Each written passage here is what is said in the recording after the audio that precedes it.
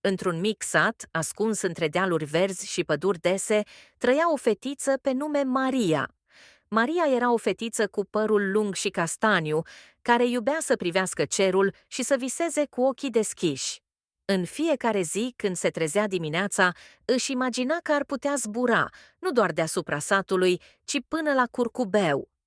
Ce frumos ar fi să pot ajunge până acolo, își spunea Maria, iar în ochii ei strălucea o scânteie de dorință.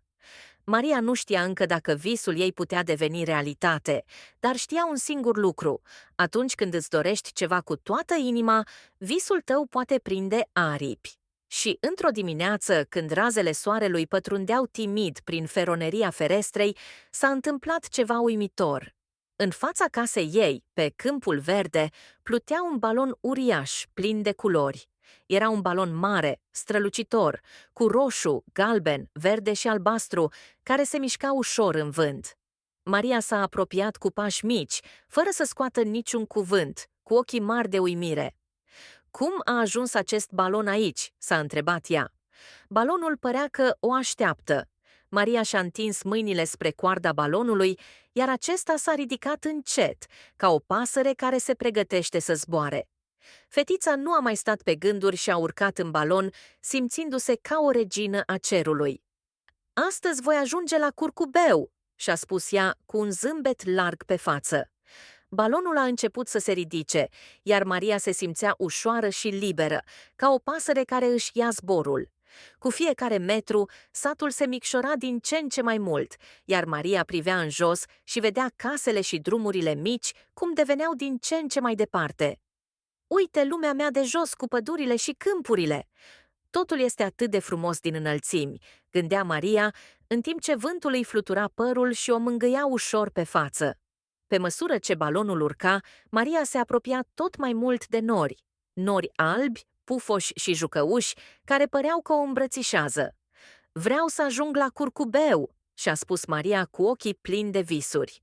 Iar curcubeul pe care îl visa atât de mult s-a arătat în fața ei, strălucind pe cer într-o mare de culori. Curcubeul era imens și Maria își imagina că ajungând acolo ar descoperi o lume magică, unde totul era posibil. Balonul o ducea tot mai aproape de curcubeu, iar la fiecare pas se întâmpla ceva minunat. Când a ajuns aproape de mijlocul curcubeului, Maria a văzut ceva uimitor. Lângă ea pluteau mici spiriduși și zâne, care zburau în jurul balonului și o salutau cu zâmbete mari. Spiridușii aveau aripi strălucitoare și purtau rochii de culoarea florilor, iar zânele aveau părul ca aurul și zburau grațios pe lângă ea. "Bine ai venit în lumea noastră magică, Maria," au spus spiridușii, iar zânele au început să cânte o melodie fermecată. "Vino să te joci cu noi," i-au spus ele, iar Maria nu a mai stat pe gânduri. S-a lăsat dusă de bucurie și a început să danseze cu spiridușii și zânele pe un covor de flori care străluceau ca niște stele. Maria zâmbea larg, simțind că fiecare clipă petrecută acolo era o adevărată magie. "Aici totul este posibil, totul este frumos," gândea ea dansând și jucându-se cu noii ei prieteni. Spiridușii i-au dat o floare magică care strălucea în mâinile ei. "Aceasta este floarea dorințelor. Ea va păstra amintirea acestei zile minunate în inima ta," i-au spus zânele. Dar, cum toate poveștile frumoase, și aceasta avea să se încheie. Maria simțea că trebuia să se întoarcă acasă. "Dar eu nu vreau să plec. Aici este atât de frumos," a spus ea cu o lacrimă în ochi. "Știu, Maria, dar fiecare vis are un moment în care se întoarce acasă, iar tu vei putea veni oricând îți dorești," i-au spus spiridușii. "Nu uita, curcubeul este mereu în inima ta," adăugă o zână zâmbind. Balonul a început să coboare, iar Maria și-a luat rămas bun de la spiriduși și zâne. "Voi reveni, promiți?" le-a spus Maria. "Promitem," au răspuns ei, iar Maria a zâmbit, știind că, în orice moment, visul ei o va aduce înapoi.